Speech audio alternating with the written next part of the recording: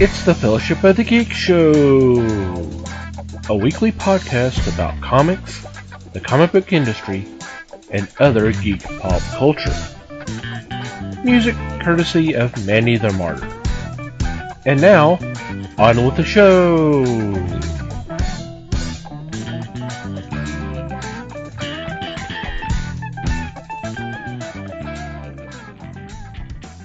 Hey everybody! It's the Fellowship of the Geeks podcast. My name is Thomas Chick, and joining me for this episode is Mike Marlowe. Hey, gang. Les Webster. Hello. And Liz Newman. Hello, everybody. Welcome back, Liz. Thank you. Yay! So, Harry, now will be a good episode. hey, now, last week was all right.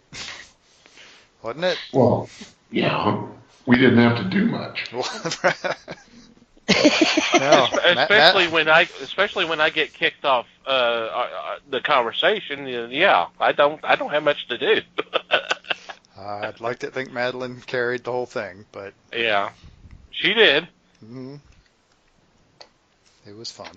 And for the record, like I said, I tried to get in and ask questions, but for some strange reason, Skype was just being a pain in the butt to me. So, oh well. Skype was tricky the whole night long, pretty much. So it was interesting. We got it done though. Yep. And it was fun. It was interesting. So, Cool. Hope y'all enjoyed it. So, and I hope everybody out there is doing okay. I know the weather has been pretty bad in some locations, but Yes. it's been horrible. I So, text my sister. She's up in Virginia. I said, "Hey, do you want to build a snowman?" She didn't find that too funny. I bet not. well, geez, I wonder why. You know. Snowman You're not hell. planning on hearing. Right. So I told her, I said, "I'm in Capri's today." Snowman hell. They need to build igloos up there. Are you kidding? Right. You know, and I'm just going to move on. So, what's been going on in your corner of the galaxy? Oh gosh. Well, other than I'll go ahead and throw it in here. Go back Madeline's Kickstarter. Yay. I mean, she's already on. They're working on the 4th stretch goal already, I think, as of recording now. So It seemed like it's kicking butt, which is good. But anyway, other than that, well, I'm still reading Hellboy, and then I got to spend like the last 24 hours fighting an internet problem. So that's fun, especially for the 12-year-old who has never really been without the internet for that period of time. So he was freaking out a little bit, which was hilarious, of course. But anyway. except for the whining and all that, you know. He was doing a lot of suggesting things to try to fix it. That's for sure. He probably never thought so hard about electronic stuff in his entire life, or at least how they work. He thinks about electronics all the time, but he never really thinks about how the internet shows up until yesterday. So, yeah. Sounds like a lot of schadenfreude there. There's a lot of me wanting to scream at him to shut the hell up too, but I think I restrained myself a little better than that. I think. I'm thinking about that scene in Airplane 2 where the kid was talking about his father's trial, and the father is just kind of wringing his hands. How many kids get a chance to live on another planet?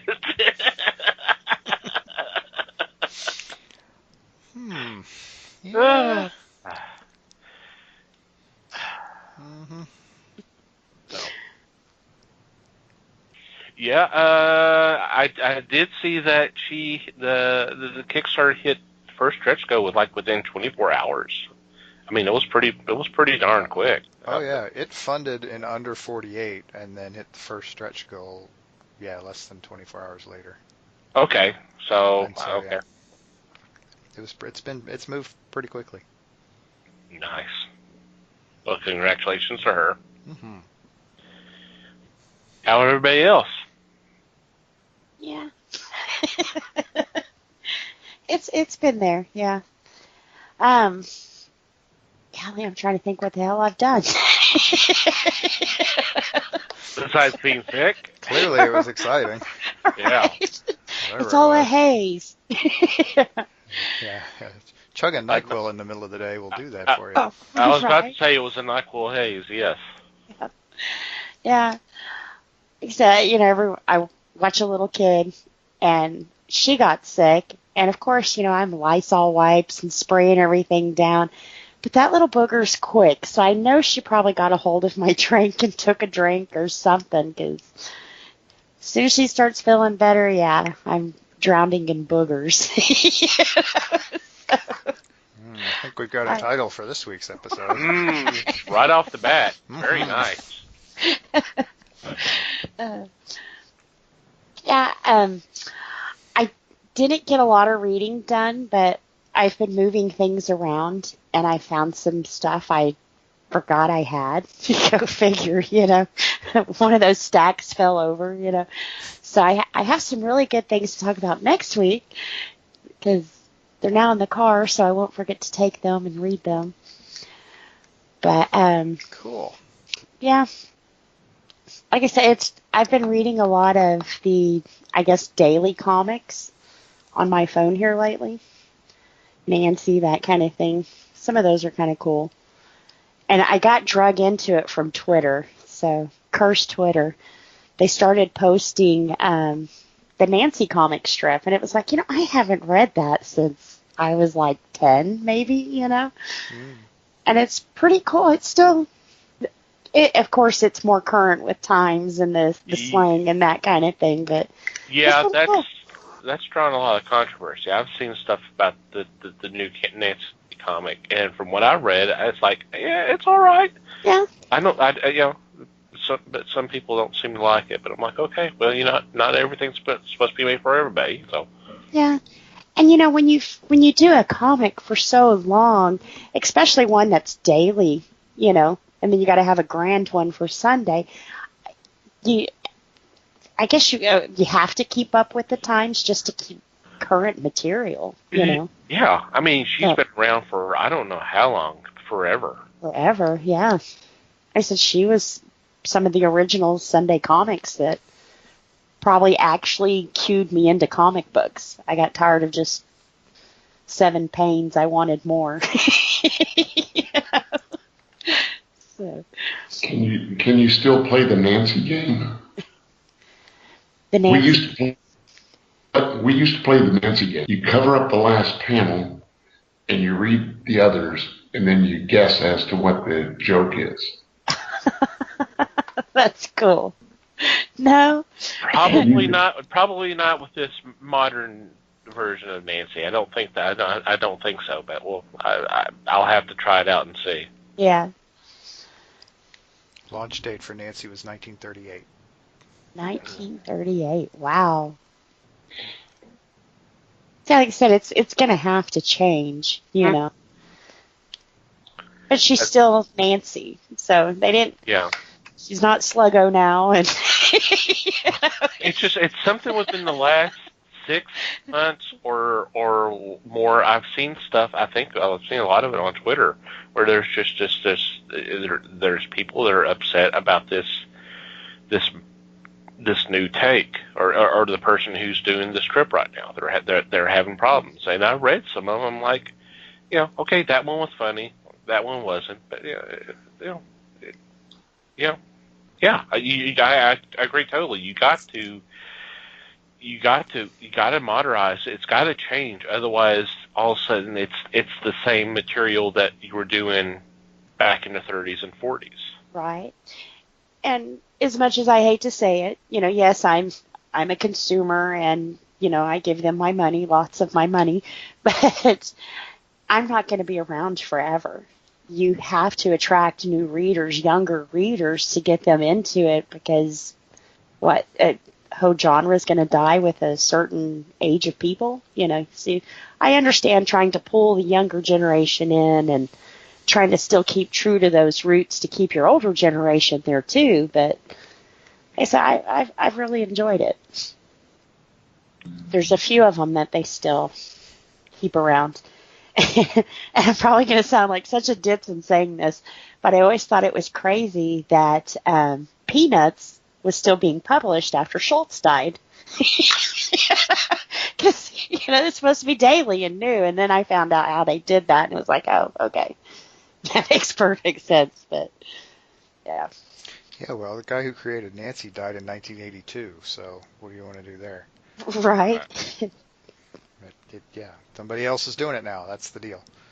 Well, see, and I think on, of course, with Peanuts, they just reprint, Mm-hmm. But with Nancy, she signs it, so you know who it is and that kind of thing.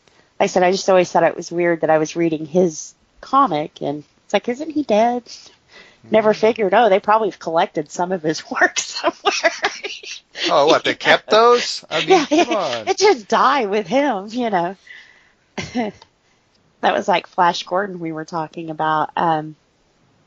King Comic goes back, and instead of the new stuff, it's like they start at the beginning and they go all the way to where it ended, and then they start back over. So you're still reading. It's not a new material or anything. Not that I'm aware of. Not what I'm reading anyways. So. Right. But yeah. And I never thought I'd be one of those who would like digital comics. Just never thought I'd do that. It's just so damn convenient, though. Yeah. Well, I'd have to say that probably 60% of my comic obsession is the collectability. Something that I hold in my hands and it's pretty. Yeah. And you can't get that from a digital comic. Yeah, well, you can hoard digital comics, sure. It's just, Yeah. You just have to go buy lots of new hard drives and stuff. Right. So, yeah. Said I probably won't switch over to comic books that way. But I think Tom's thinking, good. But it is nice when you forgot your comics at home and all you got is your phone. Just don't be surprised if Tom slaps your phone out of your hand the next time he sees you. Right. Follow me around with my collection.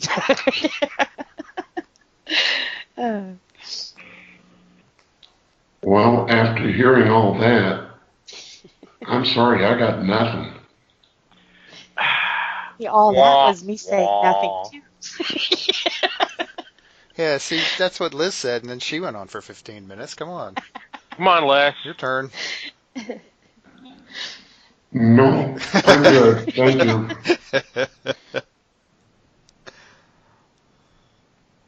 you. Yeah, Les was under the weather, too. Yeah. Well, technically, we're all under the weather, but hey. Ba-dum-bum. Some of us are under more of it than others. That's true. I got better. I feel happy. Although watching everybody under snow, I do miss snow. I miss having winter in Texas. You never had winter in Texas. I know. So I'm still going, why did my dad move me here again? Winter in Texas is it's 70 one day and 20 the next. Yeah. And then 60 and then 50 and then 40 and then 20 and then 70 and then 20 and then 70. That's winter in Texas. Mm-hmm. But I will say I'm thankful we haven't got any ice with all of the cooler temps that we've had. Right, because that's just fun. Yeah. Especially in Texas, man. Yeah. Y'all can't drive when it rains. When it freezes. Hey, at least people slow down in the rain. Right.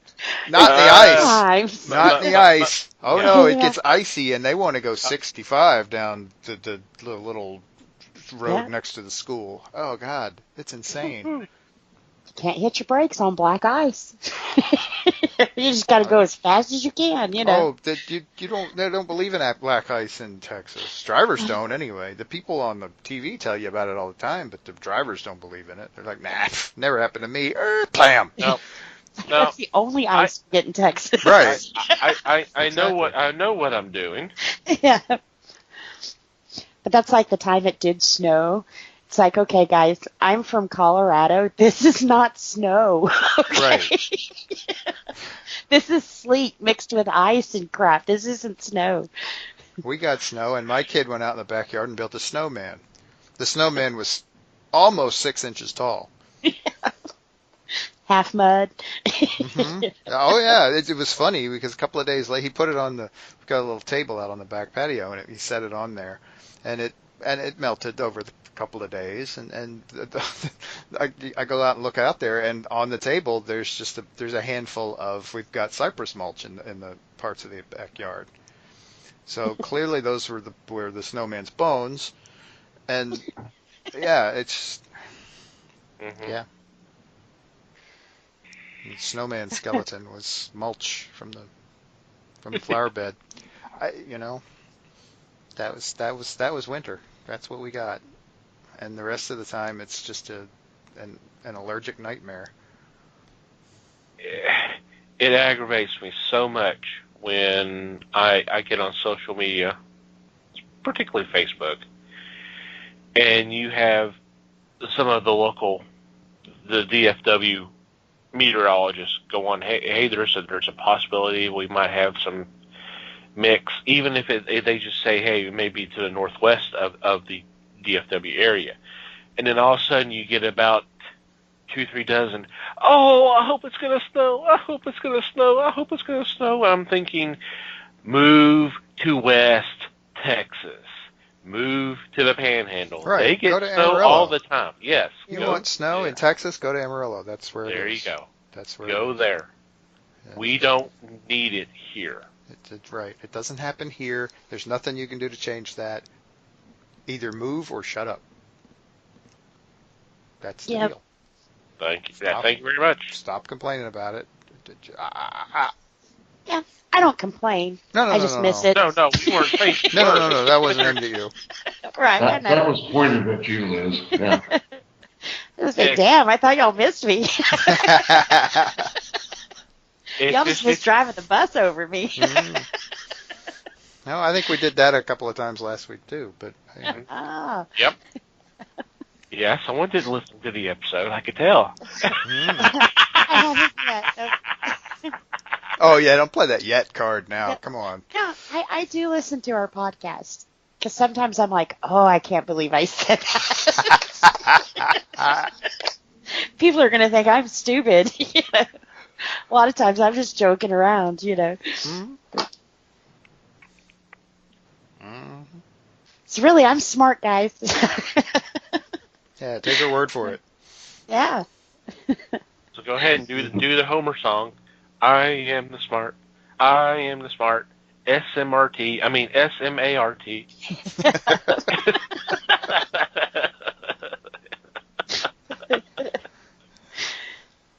See what I think a Homer song, my mind automatically goes to Spider Pig. Well, there's that one too. Oh. Because comics. Mm-hmm. Does whatever a Spider Pig does.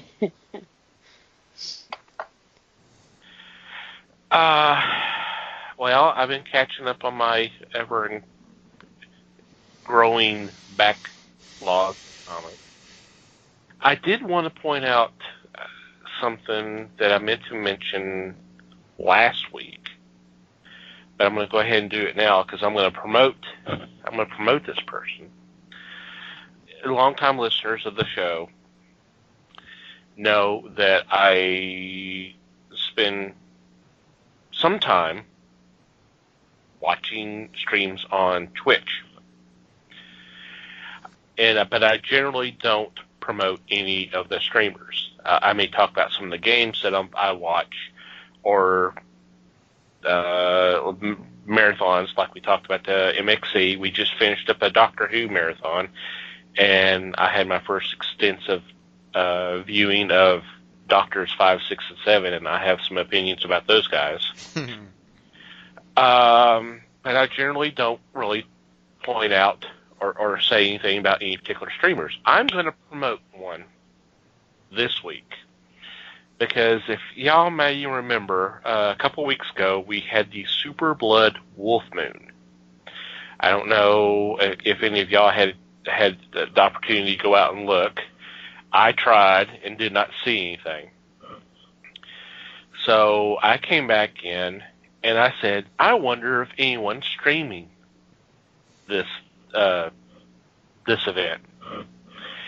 And I came across a person who was doing it, and she has the title Science Communicator, which I'm not sure exactly what this is, but her name is Skylias, Skylias, and we'll just go ahead and put a link in the show notes. But she does 2 or 3 streams or so a week, and she talks about science. Like the one they had on just the other day was talking about the Apollo program.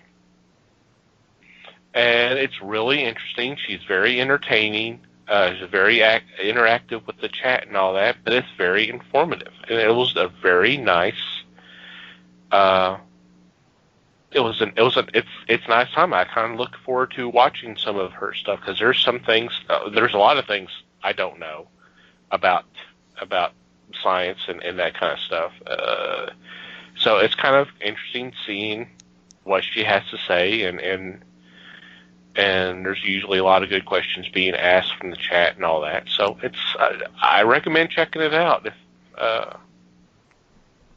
It was really kind of cool. Like I said, we'll put a link in the show notes, but definitely check her out. Interesting. So yeah. I mean, there's not a lot of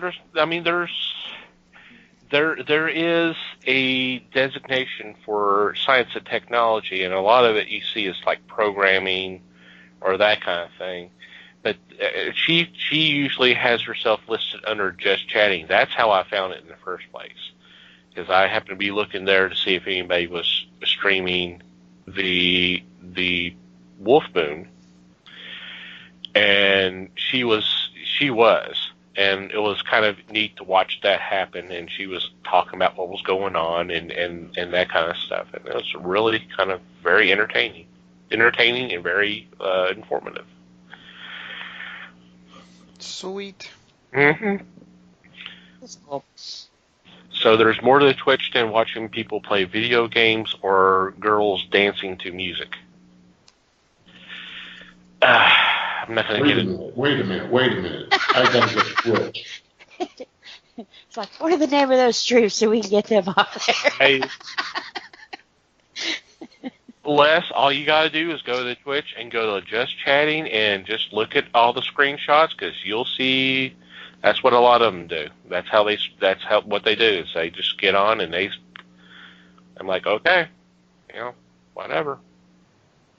There's a game called Just Dance, and that's what they're doing. Is they're mimicking the dances that are being done on the video game, and it's the game's judging you if you're how accurate you are to the routine. And there's girls that stream that. They stream them doing the dances.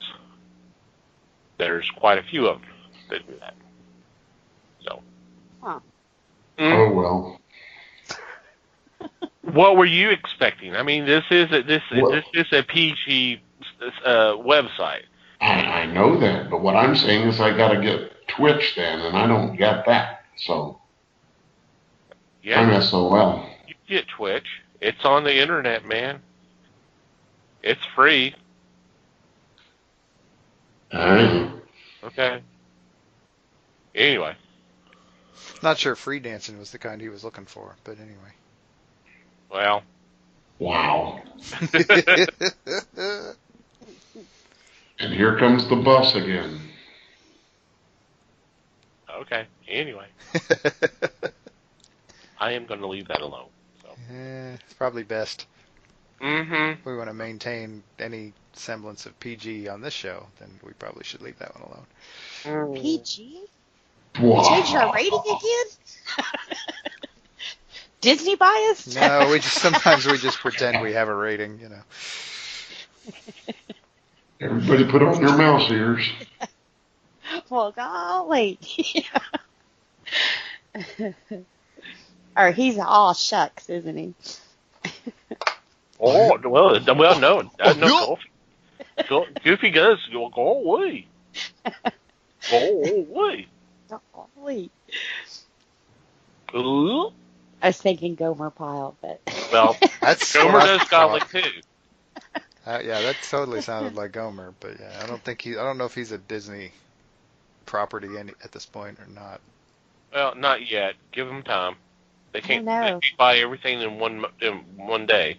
I think they own a piece of everybody's soul. If you've seen a Disney movie, they own you. Well, let's check the Simpsons and see if they've already forecasted that was going to happen. Because they predicted everything else. Oh, they have.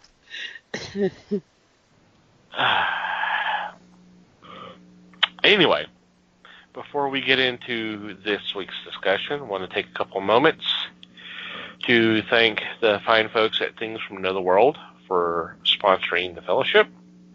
Currently, right now, the deals they are running are listed on our sponsors tab page.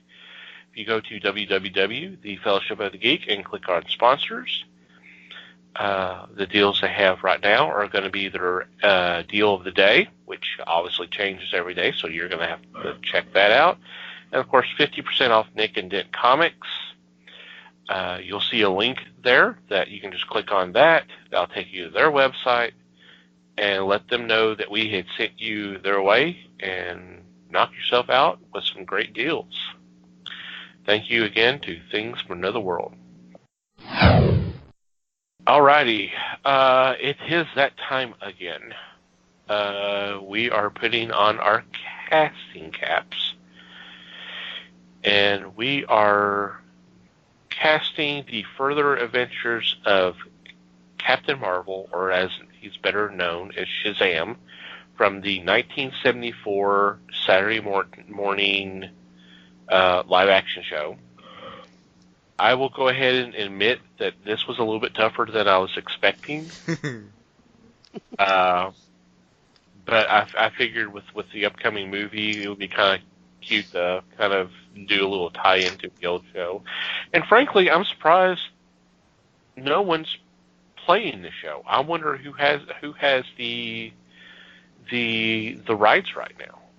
I can't see DC Universe playing them right now, but someone's got to have them, and you would think now would be the time to kind of see if there might be any interest in people watching this show. What do I know? Mm. With that said, who would like to go first with their casting choice? Any order? Any order. I think that's how we did it last time, and I think that's fine. Just you pick whatever character you like to mention, and then who you had as your casting choice. So, is there a particular one you would like to start off with, Liz? Well, I will pick the girl in this one, Mary Okay. Marvel. And I casted Barbara Feldon. She just has that classic look that Mary Marvel seems to possess. Interesting. Yeah. Yeah, that is an interesting choice. Okay. Would have maybe thought she would be a little old for that role, but Yeah. that's okay too. No, yeah, that's fine. I got one or two of those as we go along anyway, so people that don't quite fit the time frame. Right. And that's okay. Yep. So, Mikey, why don't you? My Mary Marvel? Yeah, you're Mary Marvel. My Mary Marvel, I actually kind of went the other direction. I went with someone who might be a little young for the role. Okay. and I picked Colleen Camp. Oh, okay. Yeah, she would have been 20-ish in that time frame. So, and I mostly picked her from stuff she did later, of course, but Right. she was in quite a bit of stuff, and I have not seen all of her stuff, obviously, but from what I've seen, she can act too. So, Hmm. Yep. I thought it would be fun. Okay. How about you, Les? Mike, that was very interesting. I was looking at a young one too. Actually, I had two in mind. One was a little older than the other. Looking toward what Liz was saying, Carol Baker was around 40 at the time. But my true choice there was Brooke Shields. Oh, Okay. dang. Yeah. Because this was a couple of years ahead of Like her Blue. real screen debut. Yeah. A couple years before Blue Lagoon and all that. Yeah. Mm-hmm. Yeah. Okay. I like that one. Yeah, that's cool. Okay. That's Yeah. a good one. Yes, that's a nice one. I kind of went for the teenager because I was thinking Mary would be younger than Marvel, but yet she would be older than Billy. And I went with Caroline Ellis, and she's best known from The Boogaloos, which was a big show at the time. So she would basically move over. That would be the kind of the big name from the main cast. So. From a Sid and Marty Krofft show?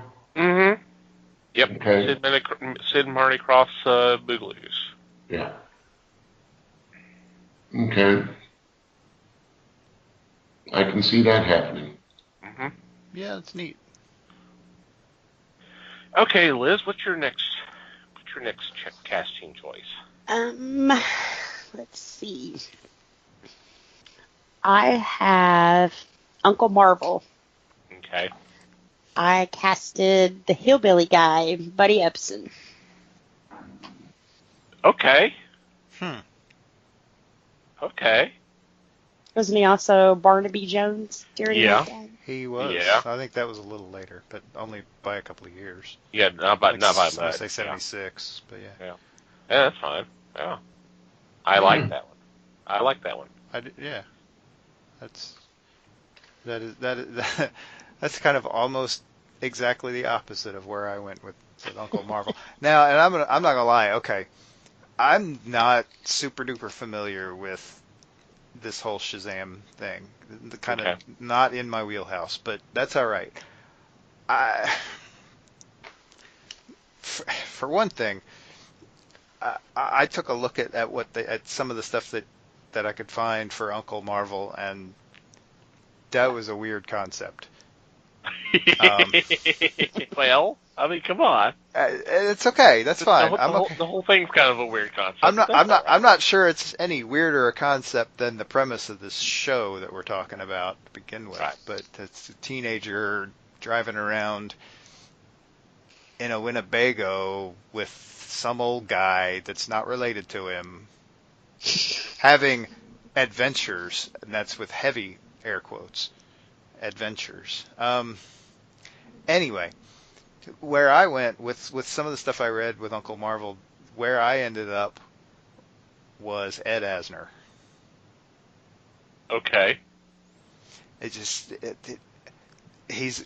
a guy who can do straight up drama and comedy. I thought it would be interesting to test the range of the character. I think he would be able to handle pretty much anything they threw at him. It's an interesting choice. I like that. Yeah. That is interesting. Good job. So you get the short, squatty, and bald, as opposed to Buddy Ebsen's tall, lanky, full head of hair, former dancer, that sort of thing. So yeah, kind of opposite. Okay. How about you, Les? Well, going with the short and squatty also, I was thinking of Charles Durning Oh yeah. Okay. or Joe Besser, one of the Three Stooges. Played Joe. That Okay. would be interesting, because, oh man, he'd almost go Okay. full on camp, Yeah, and I would say yes. and that would actually be really cool. Joe Besser. Which of the Joes is that? Is that Joe or is that Curly Joe? That's Joe. Joe. It's the later one. Curly Joe was actually. Oh wait, I got that backwards, don't I? Yeah, Curly Joe's the later one. Yeah. Yeah. Joe was the one who actually appeared in a couple of the shorts. Right. Before That's they the, ended. ow, that hurt. Yeah. Not so hard. That's the Yeah, guy. that's Joe Besser. Yes. That's Joe Besser. Okay. That's what I was thinking, but I just wanted to make sure because the other one was Joe Dorita. Right. Okay. And he All was right. Okay. kind of more the just kind of The bumbling. mix.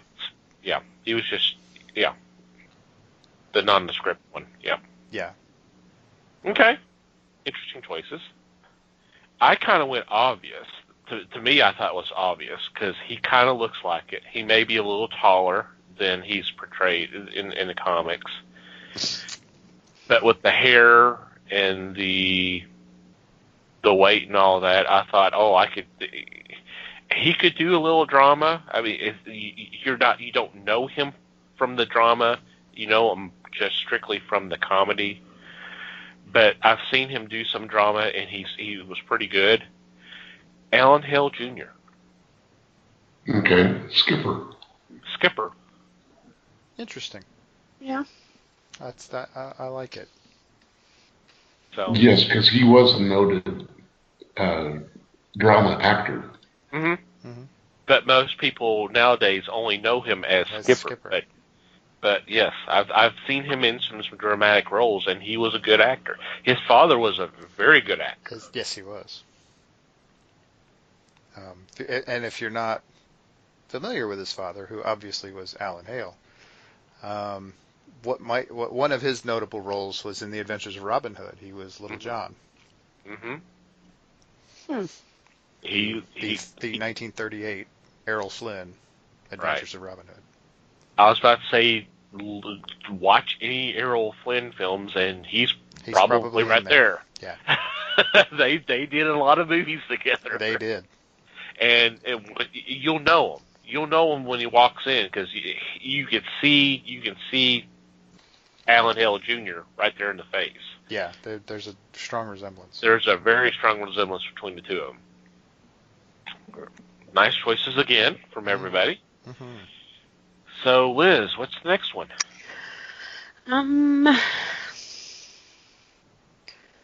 We will go with Dr. Savannah. Is that right? Savannah? Savannah was how I read it. Yeah. I chose Telly Savalas for this one. I saw him when I was looking for this one. I didn't pick him, but I saw him. I was like, I thought it was a little obvious. Yeah. It's obvious for the right reasons, because he would actually do well with it. Yeah, it would be interesting. And yes, he has played some bad guys, so yeah, there you go. Yep. And at the time he was doing Kojak, I think it was. Mm-hmm. Yeah, it would have been early in the Kojak run. So he would have had time. Oh, wow. I like that. Mm. Mikey? I went a different direction, obviously, because, like I said, I saw Telly Savalas, and I was like, no. Liz will pick him. No. I don't think he's a bad pick for it at all. I went with with what I was reading about Dr. Savannah, I kind of got the sense that he was maybe a little more of the classic overacted super villain type. Mm-hmm. The curse you, Captain Marvel type. So I went with somebody who I thought would fit that a little better. I went with Gavin MacLeod. Okay. Not intentionally pulling a whole bunch of Mary Tyler Moore Show people out of this, but that's where that ends, I believe. But no, it just popped into my head. Like, oh crap, it's from the same show. But I thought that he was a good enough actor and had the comedy chops that I thought he would probably get a really big kick out of overacting the hell out of Dr. Savannah. Yeah. And doing that stereotypical creepy bald villain thing. Uh-huh. Yes, yeah, I can see it. The mad scientist thing. Nice. I like it. Yeah. Me too. Les, how about you? Okay. If I'm going to go with an actor that is pretty serious about the role, I've got to go with Captain Adama himself, Lorne Greene. Okay. Ooh, that's But interesting. if I want something to the side that Mike was pitching, I'm going with Michael Dunn. Okay. You pick him all the time. Mainly Yeah. because he's a really good choice for the nasty villain thing. That's what I was thinking. He was just a good fit, which he later showed in Wild Wild West. Mm-hmm. He did a delightful villain in Wild Wild West, and so Yeah. that's why he keeps coming up in these, is because a good villain is hard to find sometimes. Mm-hmm. Yeah, that would be cool. That would be a little fun. Both of those were very interesting choices. I like both of them. Very, very, very divergent choices, and that's cool. With me, I guess I went a little bit more visual, although I could see him having fun with this. Especially, of course, he's got the comedic chops. I mean, that's not even going to be debated here. But I went with Artie Johnson. Oh, I like it. Okay. Oh man, talk about hamming it up. Yes, That would be awesome. I think it would be fun. Yeah. You do the camp, but you have a little bit of a dark, sinister kind of twist to it, and there you go. Oh yeah, I like. You're going to have him hiding behind the bush and talking to the audience. Mm-hmm. Very interesting, but cuckoo. Yes. That's. I like that. That's good. All right, Liz. Who's next? I'm not sure how to pronounce this one. Okay. Abic? Ibac. Ibac. Ibac. I guess that's how I.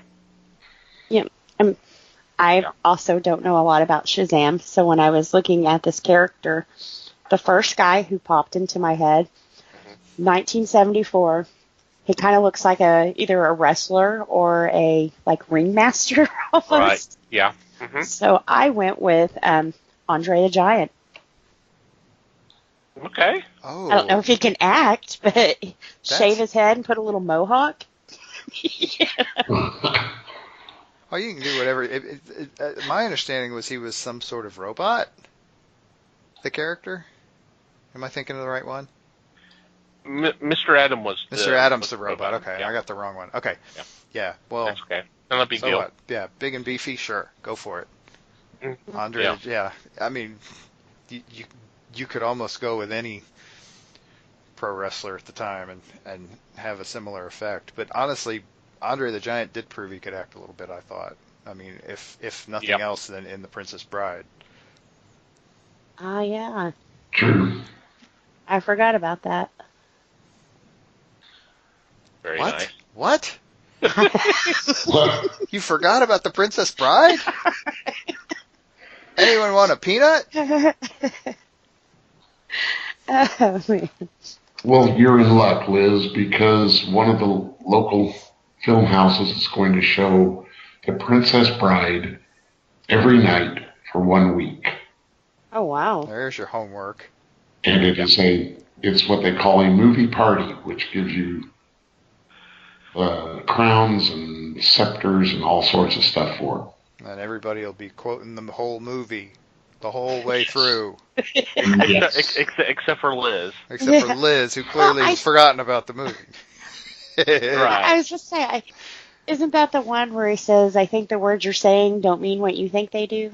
Isn't Yes. that movie? Okay. You I've keep seen it. You keep using that word. I do not think it means what you think it means.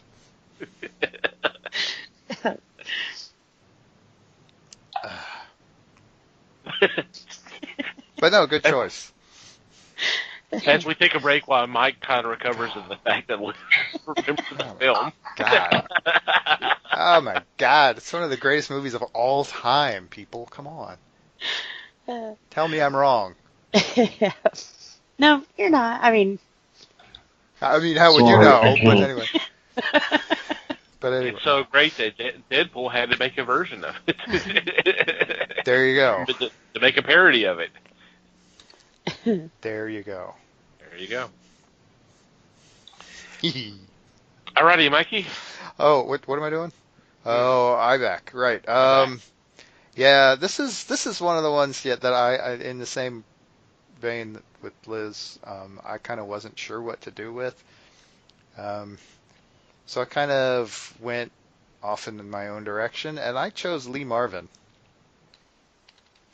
Just because I thought he could be sinister. Okay. Because he's Lee Marvin. I mean, kind of a movie star and all, but I figure what the hell. He has been that in several movies I've watched recently. So Yeah. There you go. He can be a bad guy. He can be a pretty good bad guy. he was Liberty Valance. So Mm-hmm. He was in the Dirty Dozen too. yeah. That's a very interesting choice. I kind of like that. yes. Cool. Les.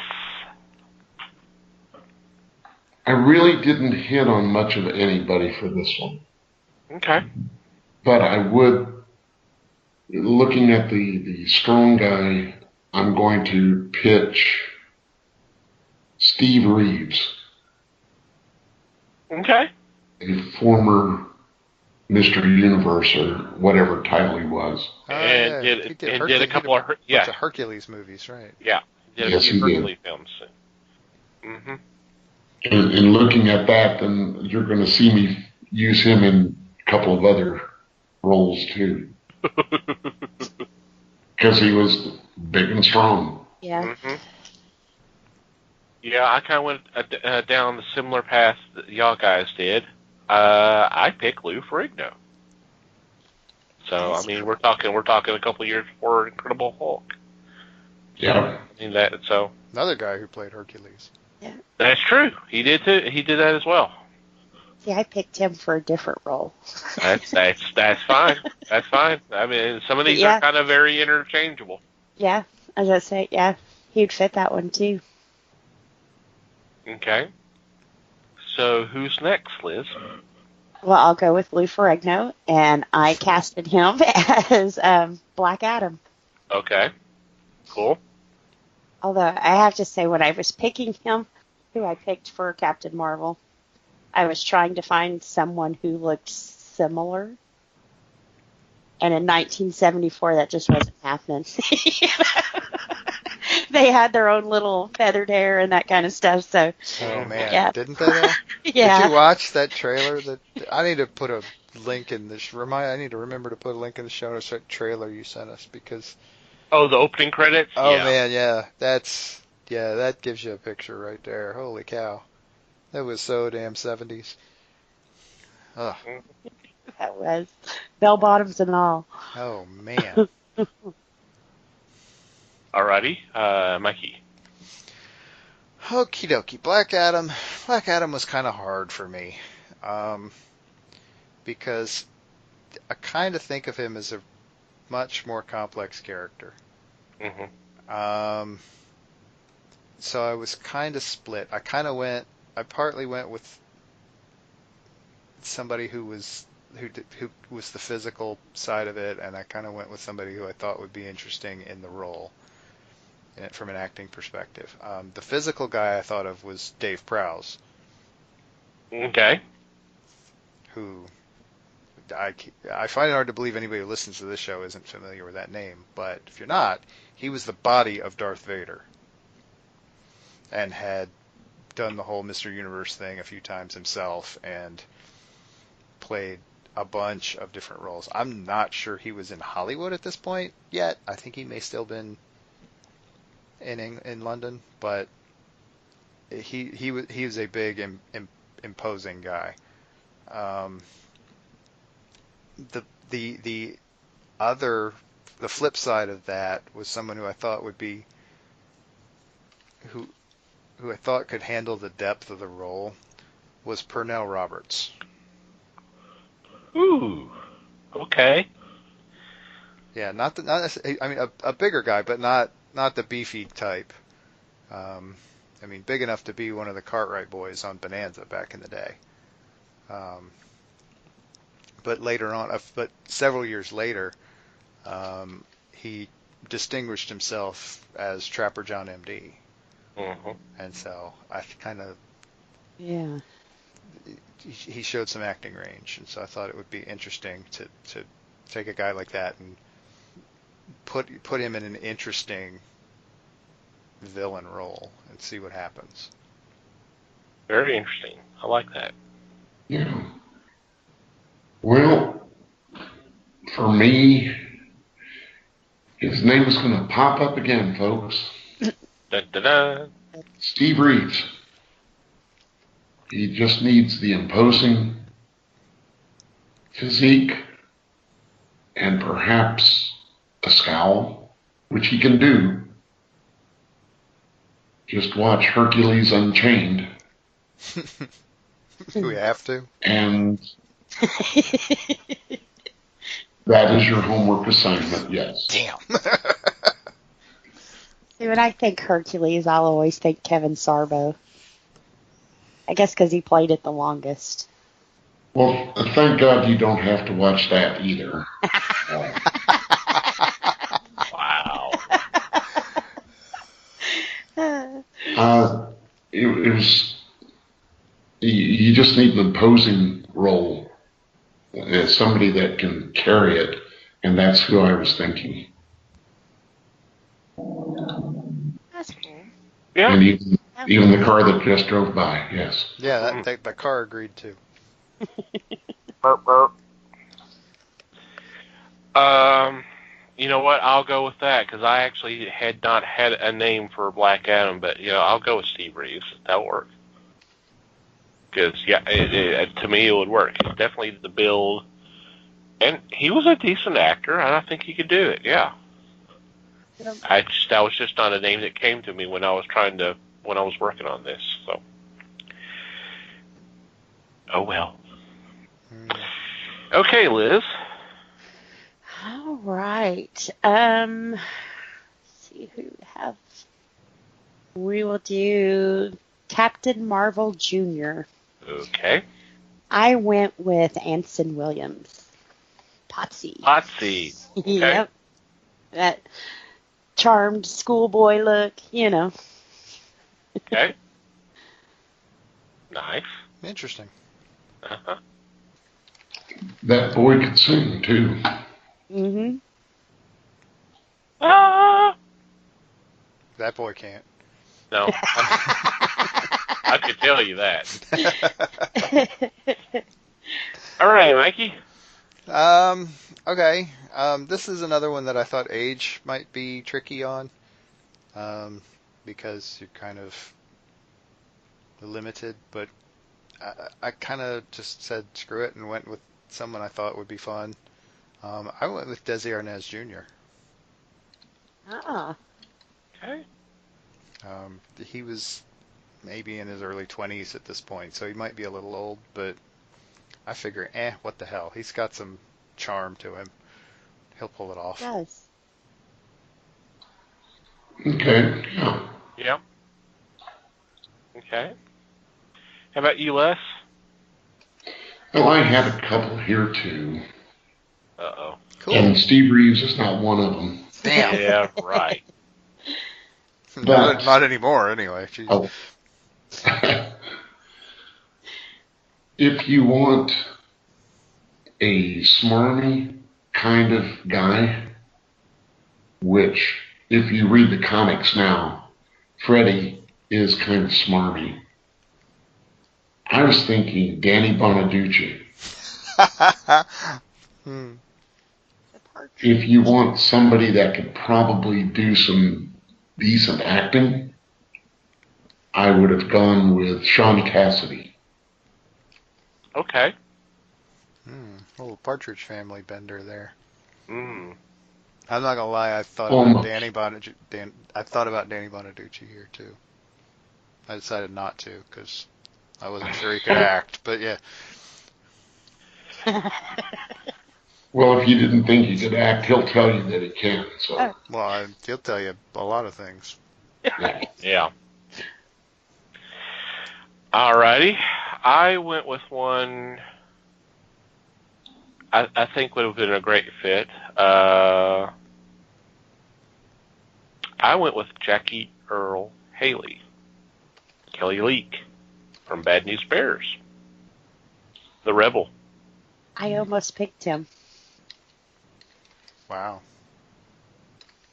I wouldn't have thought he was around that early, but I could be wrong too. Bad News Bears was mid-70s. 78, I think. Yeah. Yeah. So not, yeah. I mean, it's not. No, I'm not saying it's not that. I'm not. Right. I wouldn't have. I didn't. I don't think I've ever seen. I've at least never seen all of that movie. So Okay. didn't know he was in it. Mm-hmm. Interesting. Very interesting. Do you approve, Les? Yeah, I do. He would have been at the young enough age for it. Because to me, the person that plays Captain Marvel Jr. also plays Freddie Freeman. Right.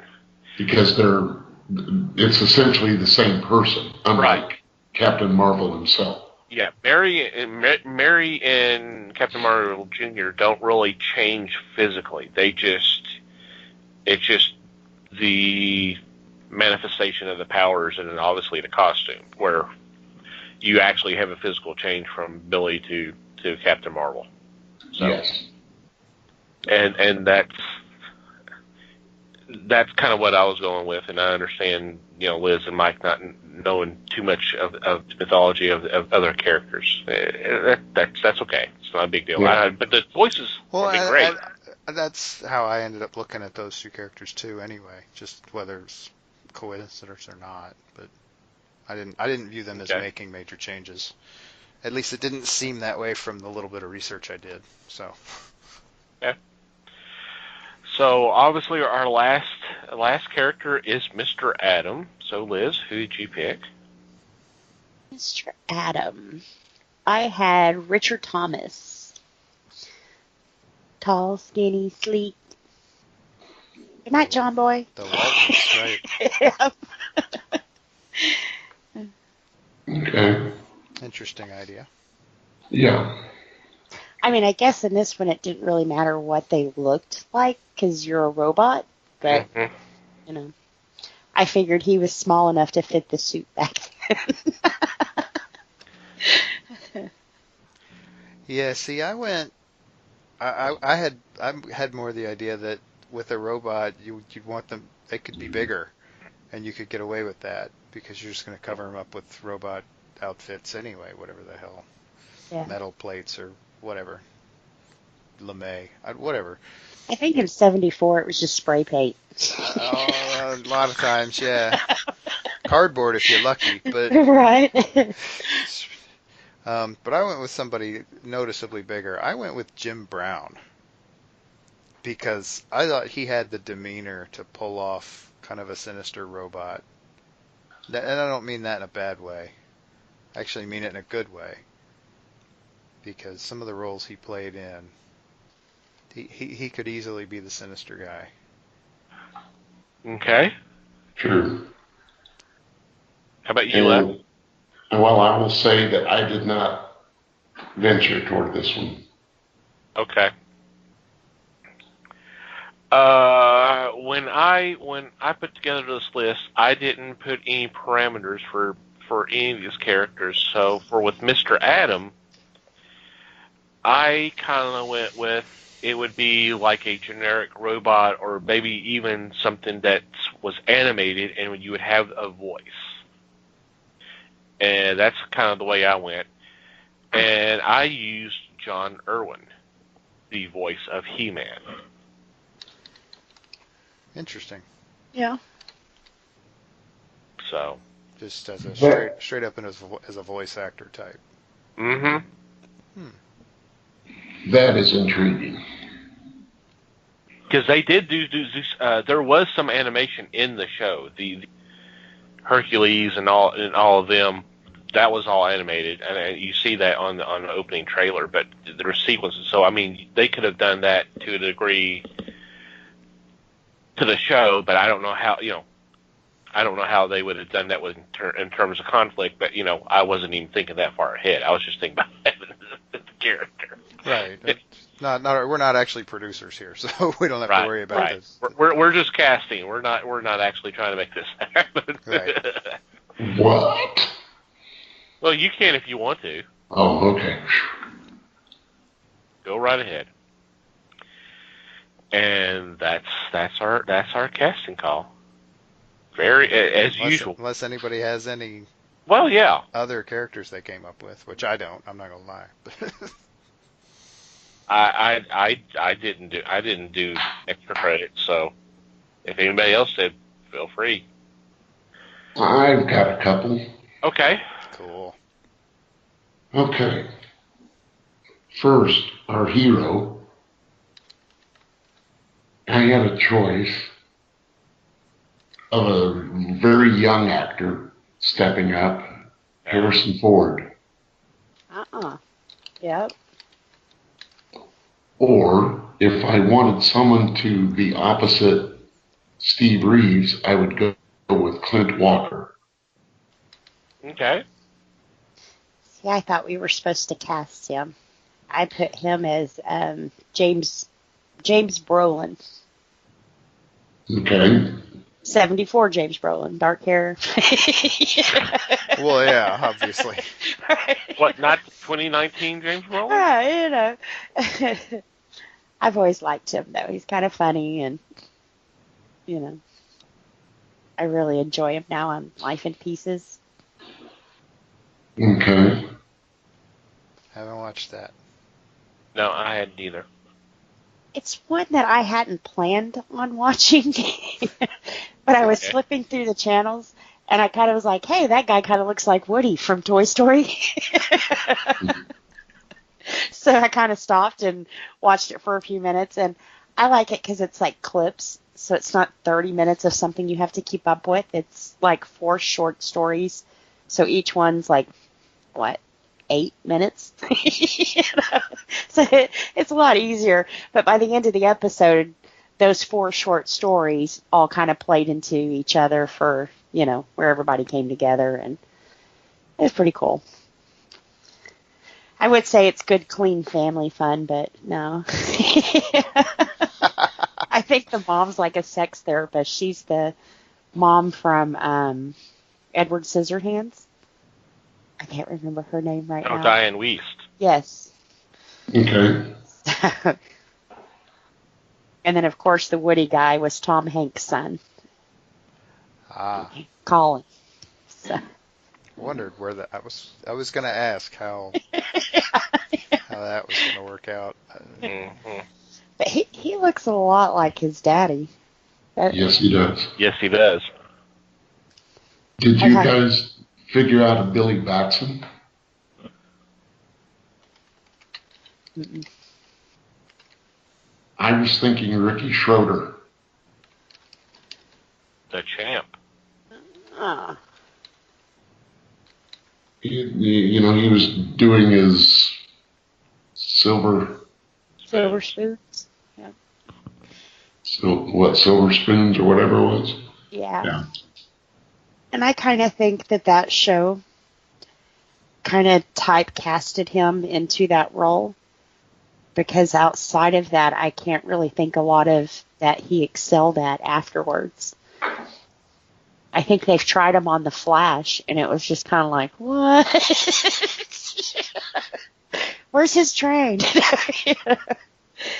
It's just hard to see him outside of what he played there. As a grown-up? Even as a Basically. grown-up. Yeah. No, I mean, it's hard to see him as a grown-up. He did a Yeah. run on NYPD Blue, I think, even. Yep, he did. Yeah. And I did like him on that. I don't remember him on that one.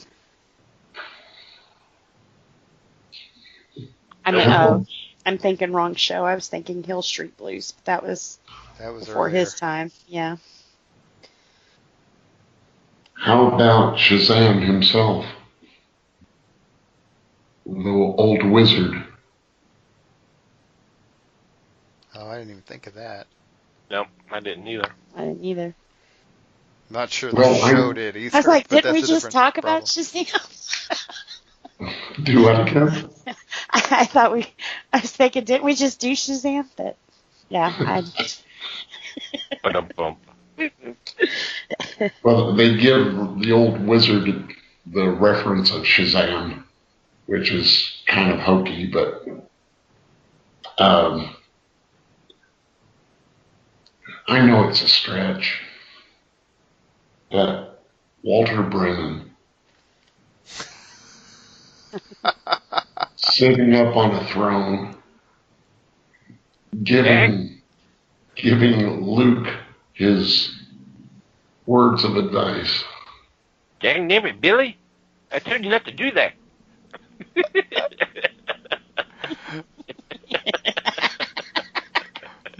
But my name is Luke. It's an interesting choice. Calls everybody Billy. Yeah. Doesn't matter who the hell they are. Calls them all Billy. Yeah, Anyway. it makes sense to me. Oh, yeah. That would be fun. Yeah, it would be. that would be.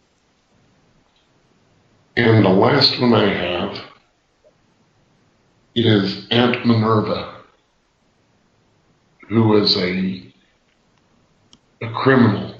Mm-hmm. She was like Ma Barker. Anybody? The name sounds familiar, but I'll have to look her up real quick. That's okay. Here I really went off the rails. I wanted somebody that would have the personality, but could do it in such a comedic fashion. And I came up with Carol Channing. Okay. Yeah.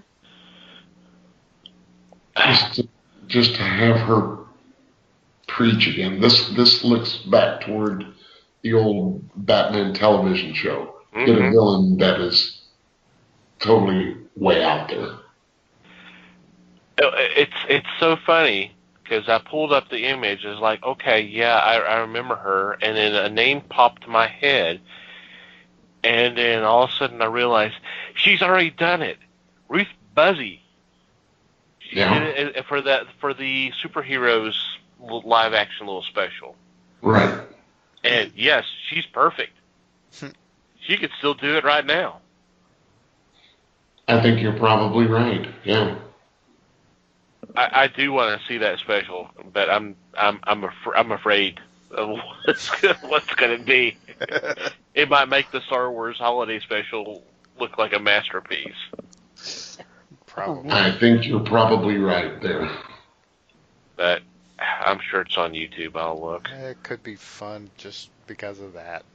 Mm-hmm. Alrighty. Any others? I think that's it for me. Okay. Great, interesting, fun choices all around. Y'all in the audience, if y'all got some choices, hey, we'd love to hear from you. Just let us know after you hear this episode. Contact us, and we'll give you all the information here later on, or just tweet at us. Say, hey, my choice is this, and let us know. Definitely. Yep. And if we've thrown a bunch of names at you that you've never heard of before, which we sometimes do, Yep. Google is your friend. Because damn if I'm linking everything in this show. Sorry, guys.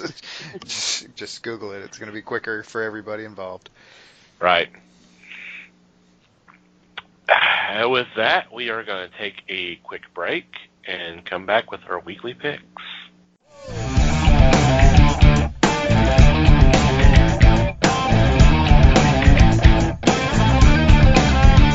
And we're back. It is time for our weekly picks, and I lead off this week. So my first choice is from Ahoy Comics, and is Wrong Earth number 6. This is what they term the season finale, which it's probably the end of the story arc. This has been a really good book that's written by Tom Hare and art by Jamal Engel. And I've described it to the people as, think of Frank Miller's Dark Knight Returns and the Adam West Batman happen to trade places. And this is what they have to be dealing with. And it's been a really good read. It's been kind of a fun ride, seeing how they respond in the respective universes. So I'm enjoying the heck out of this. And if you've not had a chance to get this book, I highly recommend getting it. I'm sure a trade will be out here in a not too distant future, but I wouldn't wait on that. If you can get the 6 issues, do it now, and you won't regret it. Cool. Yeah, don't wait. It's been fun because, I mean, like I said, you've got the basically the Boy Scout in a universe where he is a hunted man because he is a true vigilante, and he's killed. So, and he's dealing with crooked law enforcement and all that. So it's his worst nightmare. And he's having, while you have the extreme vigilante in the world where everything's kind of day glow and everybody's just kind of, oh, I guess we're going to get arrested and go to jail, but we'll break out here real soon. And like, no, not if I kill you. You're just going, okay, this is kind of interesting. Very cool. Yep. Alrighty, Les, you are next. My first choice comes from Antarctic Press. This is Punchline number 4. And in this series, you have Mel, who has taken over the role of a superhero from Jesse, the former superhero. Jesse is the mentor to Mel, yet the two of them kind of clash at times. In this issue, Mel goes into Jesse's personal life, but Mel is sporting an epic hangover at this time. Mel is trying to bond with her new partner, but then all of a sudden, a new villain shows up, a villain named Sawtooth. This is a pretty solid series, and hopefully Antarctic will stay with it for an entire run. As far as I know, it is not a limited series, so hopefully it will pan out for them. Cool. Nice. Sounds like an interesting story. Now, are they playing this for laughs, or is it serious? Half and half. Oh, all right. It's a dramedy. Both sides. Yeah. Cool. Nice. Liz, you're next. All right, my first pick, I've talked about this one before. It's the Batman the Max with DC IDW. I think this only has 5 issues that's going into this, and this is kind of coming to the big wrap-up now. We've seen lots of DC villains. I think they've had Penguin, Harley Quinn, Joker, and in this issue we'll actually get to see Killer Croc and... there was one other one. Totally lost it. But yeah, they've been trying to get into Batman's head, which the Max calls the Outback. I guess I'm not understanding really how that works. I don't know if it's another dimension or just like a deep part of your mind that all connects with everybody else. Anyways, it's been really interesting though because even though they're like in his head, they haven't figured things out. You know, he's a pretty tight-lipped guy, that Batman. All the way down into his psyche, yes. Into his psyche, yes. But they just keep throwing more villains at him. So this is issue number 4 out of 5. So this is, I guess, the lighting of the fuse, per se. Should be a good one. Yeah, this has been definitely an interesting series so far. It has, and so different than the opinion I got from reading the first one. You know, it's taken this really wild turn, and it's kind of like, huh? Yeah. Yeah, it's an interesting way to get inside Batman's head. Yeah. And not really even be sure that you're really inside Batman's head. The perspective thing is very weird, which is cool. It is. It comes across very cool. I'm curious. I'm sure the Max series has probably explained the Outback better than they could in a short mini series like this, but I'm kind of curious how everybody's psyche kind of connects with each other for the Outback. So if you're listening and you know, hit me up. Yeah, if you've read previous Max stuff in the past, let us know. Yeah. Hit me up. Oh, and Riddler. He's the other villain we'll see in this one. Yeah, there we go. Yep. Cool. Alrighty, Mikey. Okie dokie. My first pick is a Dark Horse book, and the title of this is The Girl in the Bay.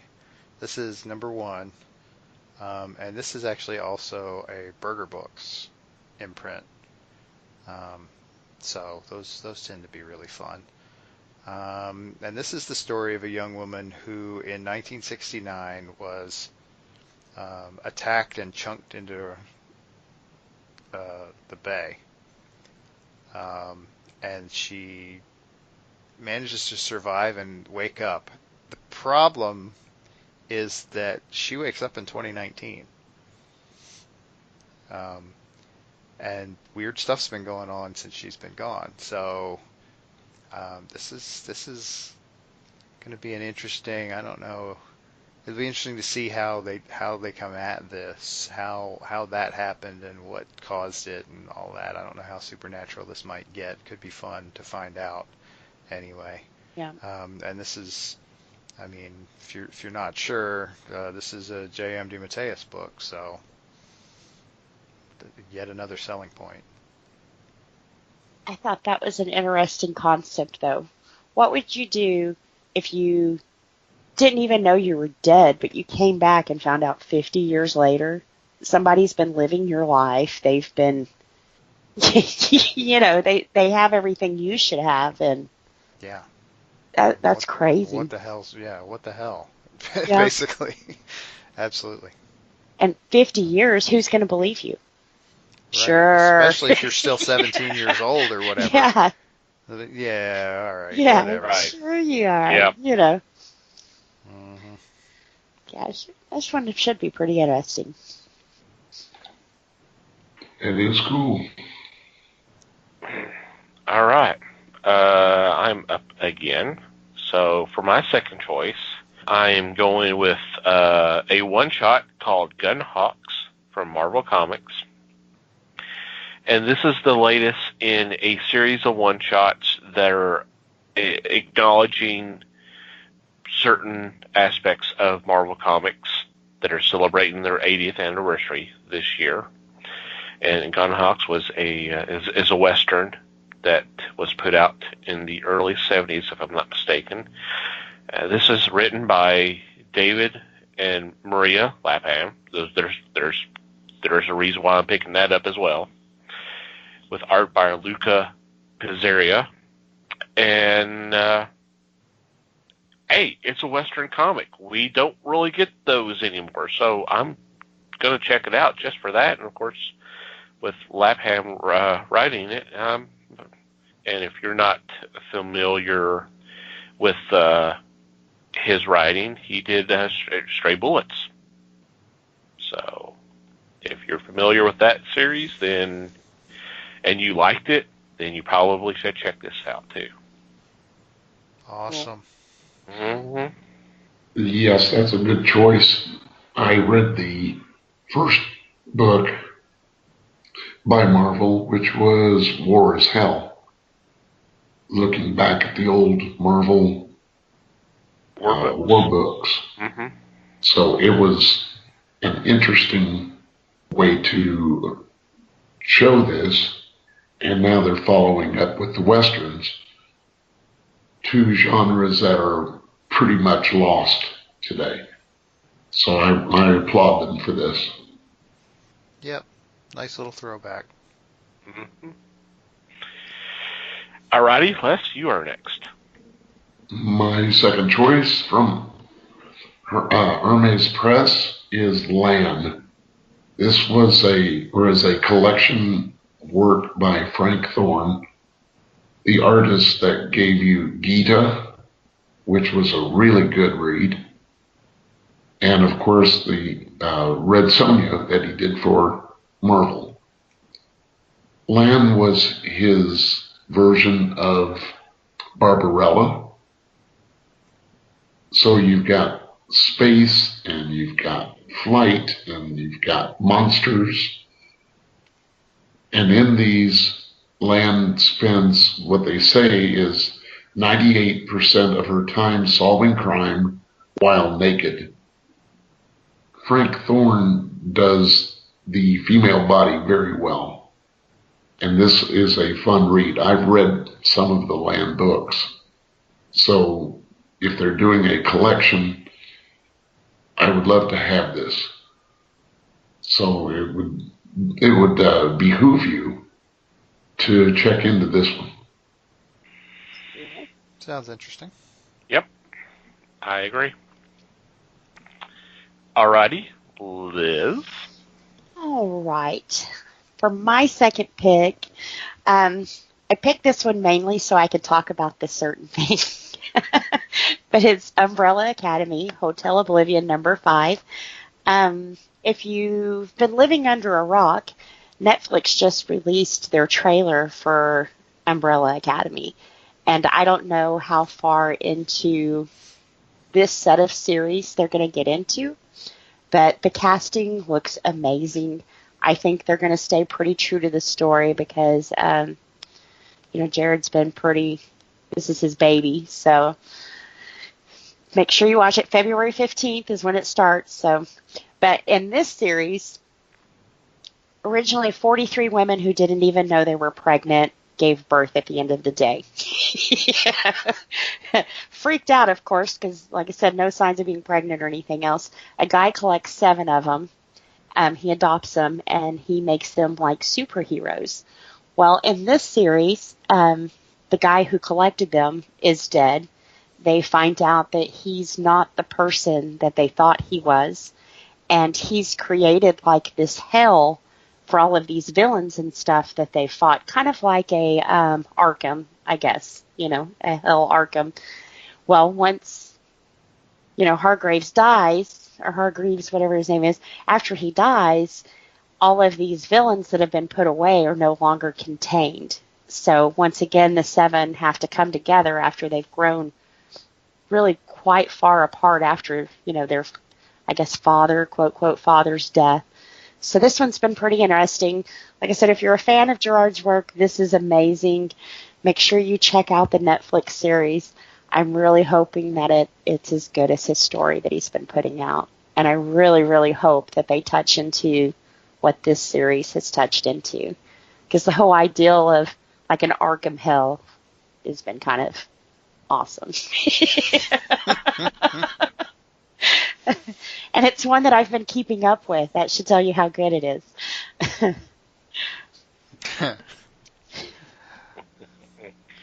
Yep. Alrighty. Should be fun. It Yep. should. Yep.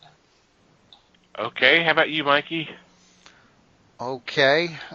My second pick is a Boom Studios book. This is actually a collection of a miniseries that ran a couple of years ago. I'm not sure exactly when. I think this is a reprint. I think they did a trade back then.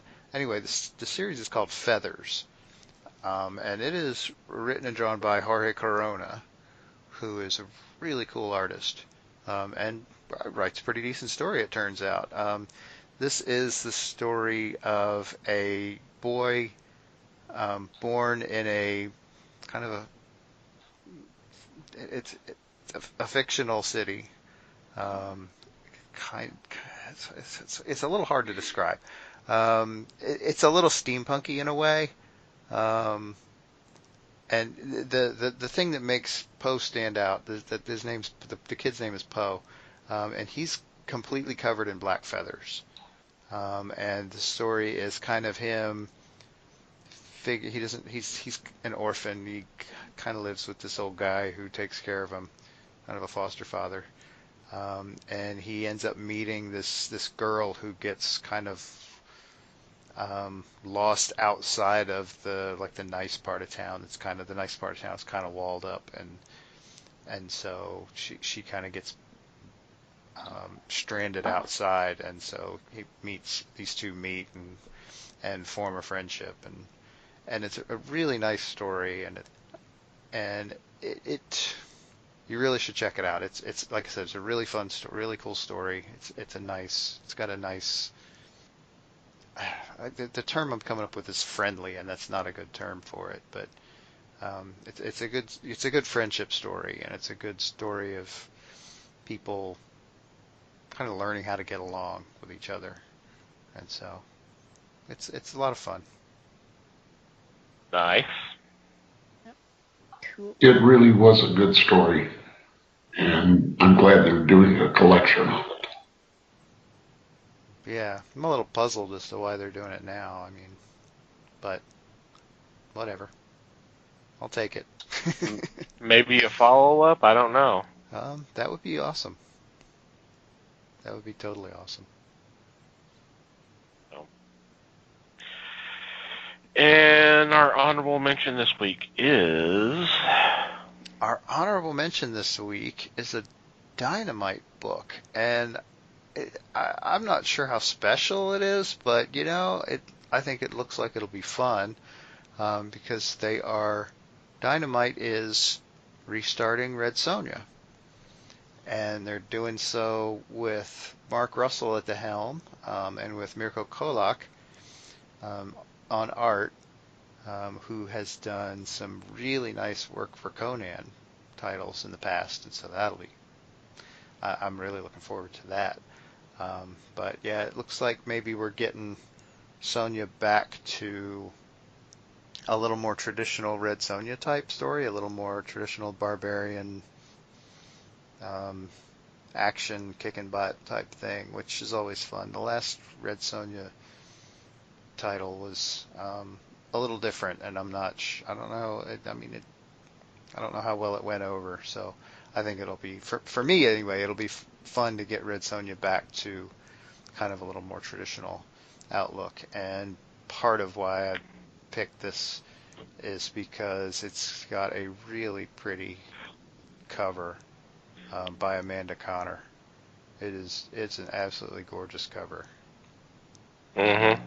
And I mean, not that I'm just picking it for the cover. I actually am kind of a Red Sonja fan, but Does that say, whoa, you're starting to sound like me. No.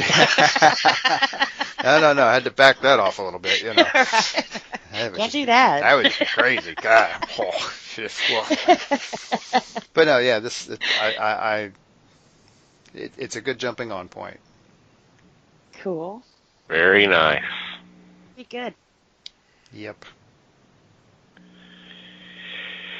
Alrighty. Any special announcements? I know we'll talk about the meetup, but is there any special mentions or anything this week? Despite the fact that I've been talking for a while, I'm gonna throw one out here. Okay. And it's not a happy one. It's a sad one, because we lost someone who could very easily be described as a legend this week. As we record yesterday, the January 30th, Dick Miller passed away. Oh yeah. And he was at the age of 90, so nice long life. Very interesting career. He was an actor. He was in just a shitload of movies. And he's actually very hard to mistake him. He's kind of a smaller guy, but got that tough Brooklyn accent thing going on. Did just a huge range of stuff in movies, from tiny little bit parts to starring leading roles. And it is, like I said, almost legendary in just the sheer quantity of stuff he did, and was honestly a pretty good actor too. So it's not like he didn't deserve the stuff that he did. I mean, he got on with a handful of influential directors and producers. I mean, he kind of got his start through Roger Corman, and then kind of latched on to, I think was it Joe Dante? Oh, Joe Dante would have him in every film he did. Yes. Yeah, I mean, and did that with several different directors and stuff. And so, yeah. So obviously, our condolences to his family and friends. Exactly. And also more of a behind-the-scenes guy, Matt Rose. He's a makeup artist, special effects person. You guys may know his work from Planet of the Apes, Ed Wood, Aliens, Gremlins. He's had his hands in almost all the makeup. They're good makeup anyways. Hellboy, main one. Dang. Yep. He passed away on the 29th. So. Oh, wow. Yep. Wow. Yeah, our condolences go to his family and friends. Absolutely.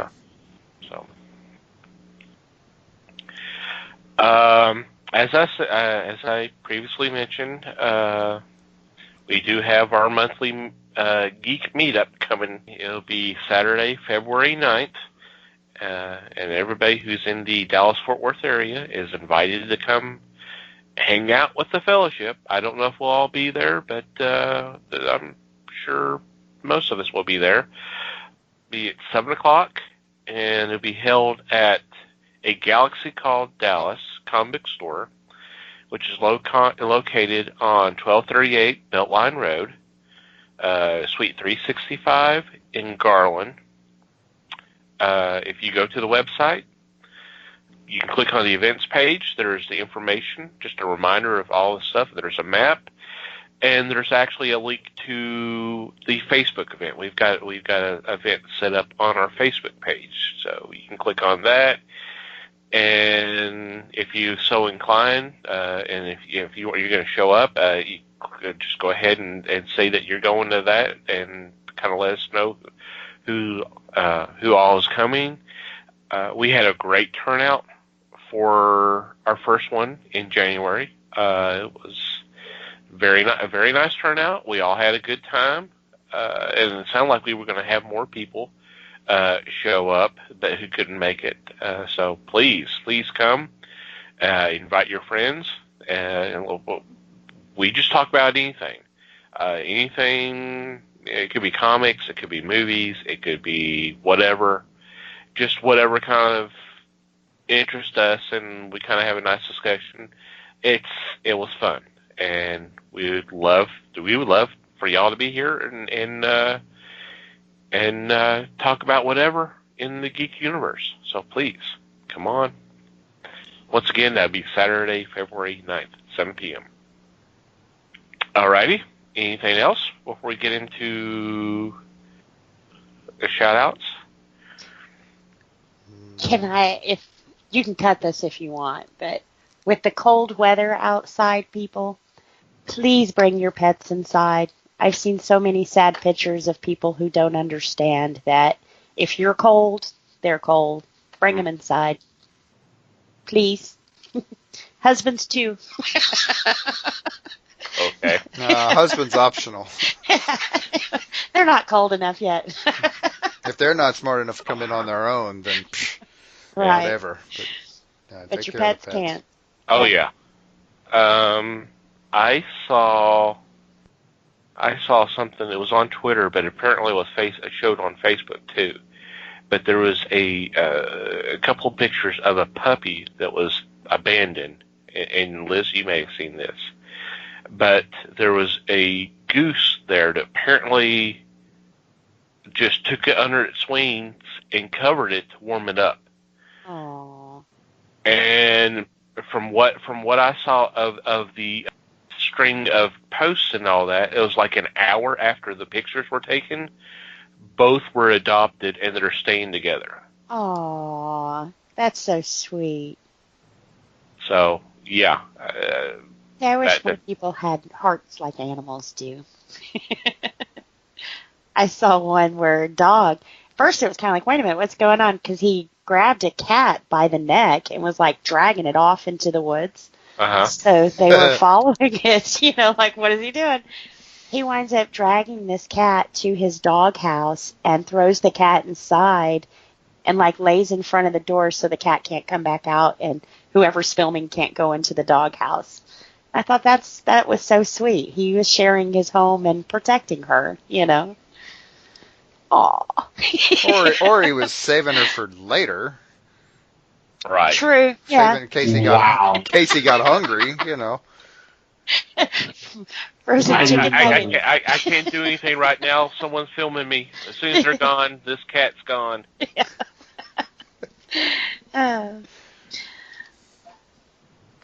But yes, definitely take care of the pets, especially this time of year with the bad weather and the freezing temperature. Yes, definitely. Right. They don't have thumbs. They can't work the doorknob. Yep. You have to do it for them. Yep. I do want to take a couple moments, and this is going to incorporate our shout-outs and all this. January was a great month for the Fellowship. We had our highest number of downloads, and we thank you for that. We've been invited to join the Pop Goes to Culture podcast network, and we thank them for that. I'm excited about the opportunity to be part of this network. As I previously mentioned, we had our first meetup, and it was very successful. Les and I have tried this several years ago, and it was nowhere near as successful as this was. So I think we both have high hopes for where things can go from here. But I want to take a moment to thank everybody for making January 2019 a great month for the Fellowship. Thank you for the support. It's greatly appreciated, and I want to thank these guys that are here with me because they are the reason this is happening. Liz has been a great addition to this group. Mike carries the load here. He's the one who records. He's the one who edits. He's the one who promotes it through social media. He does it more than I do, and I apologize for that. I need to do better. I've done some, but I could always do better. So this literally would not be happening without him. Les, Right. Oh yeah. Blame me. Sure. yeah, I'm going to blame you. Now they know where to send the hate mail. I thought that was pretty obvious anyway. But anyway. And Les has been there from day one. He has been such a great support. I could come up with the lamest, stupidest ideas and say, "Let's try this," and he goes, "Okay, let's see what happens." Mostly so he can point and laugh. But anyway. Pretty much. Put that bus driver cap on. Yeah. Oh, and oh man, and it takes like an act of Congress to get him to miss an episode. Hell, he would have recorded the night he had his appendix taken out if he could have. Yeah. Yeah. So, yeah, we can't keep him away. I mean, even with him being out of town, he would take his laptop in and he'd be ready to record. Oh God, yeah, he has recorded multiple times on vacation in Hawaii. Yeah. Seriously. Yep. This is not an exaggeration. He has done this twice, at least twice. At least twice. So, thank you guys very much. You're the reason why I still want to do this, and I think you are the reason why we have had such a great month, and I hope it's only the beginning. So thank you guys first off. I want to also thank Potter family, because they have promoted us from the get-go. They've made it happen just as much as Mike has in terms of saying, "Hey, we're here. We got a new episode. Come check it out." So thank you guys very, very much. Honestly, y'all need to go to Twitter and do a search, #PotterFamily, and just scroll down and find several different shows that catches your interest. Just download those episodes, listen to them. I'm sure you'll become fans of their shows as well, and support them as much as y'all have been supported us. So thank you guys very, very much. I appreciate that. Of course, Mary the Martyr, who was kind enough to let us use their music for the podcast. They've been very supportive. Definitely go check them out. We'll have links to their music, some great stuff. Definitely check them out. They're pretty awesome.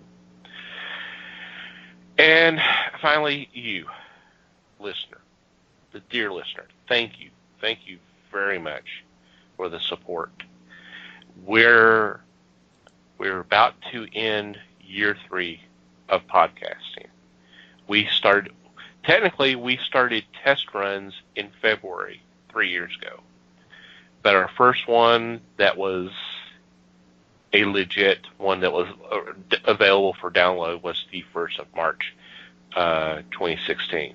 So we're about to start year 4, and there are times we wondered, we were having fun no matter what, but we didn't know how things, in terms of listeners and all that kind of stuff. But we do appreciate you taking the time to download and listen to these episodes. And you obviously enjoy them because you keep downloading, you keep listening, and that is so appreciated. We don't take that for granted at all. Thank you guys so very, very much. We would love to hear from you. We would love to hear any kind of feedback that you want to give us. Questions, comments, complaints, suggestions, observations, whatever. We'd love to hear from you. You got questions that you'd like for us to answer on a future episode? I want to do another one of those. If you got them, please send them to us, and we'll do one here pretty quick as soon as we get those questions. And there are several ways you can contact us.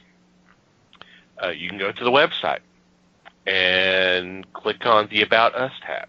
There is a form that you can fill out. Or you can send an email at thefellowshipofthegeeks.net. You can contact us through Facebook. I've already talked about about our page. It's The Fellowship of the Geeks. Feel free to follow us there. We have the information for our beat-up events. I've already talked about that. But if you want to contact us through there, that's awesome. Please do. Feel free. We would love to hear from you there. We're obviously on Twitter, at Fellowship Geeks. Feel free to follow us there. You can follow our personal Twitter accounts if you'd like. Obviously, Liz wants you to hit her up regarding the information regarding the Outback for the Macs. So follow her at LN_geek. You can follow Mike at Mikey Geek, and I can be found at TomTC Geek. And for wherever you download our show from, whether it's through iTunes, Google Podcast, iHeartRadio, Stitcher, Spotify, or just listen to us on YouTube, if you would please rate our show, we would love that. And if you have a couple extra moments to spare, a review would be awesome. And once again, thank you everybody for your support. It's greatly appreciated. I don't think I can say that enough. Any final thoughts before we say goodbye? Well, obviously, we're going to reciprocate all of the thanks that you're heaping on us, because you do a lot of stuff here too.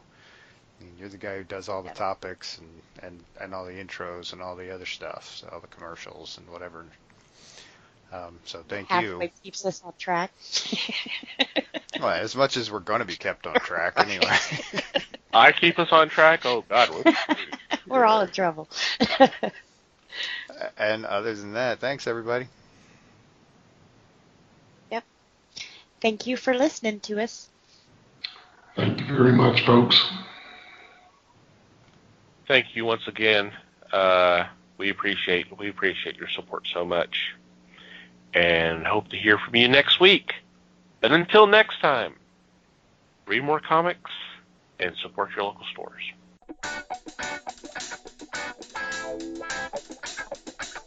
We thank you for listening to the show. Comments, suggestions, and questions can be sent to email@thefellowshipofthegeeks.net. You can follow us on Facebook at The Fellowship of the Geeks and on Twitter at Fellowship Geeks. Until next time,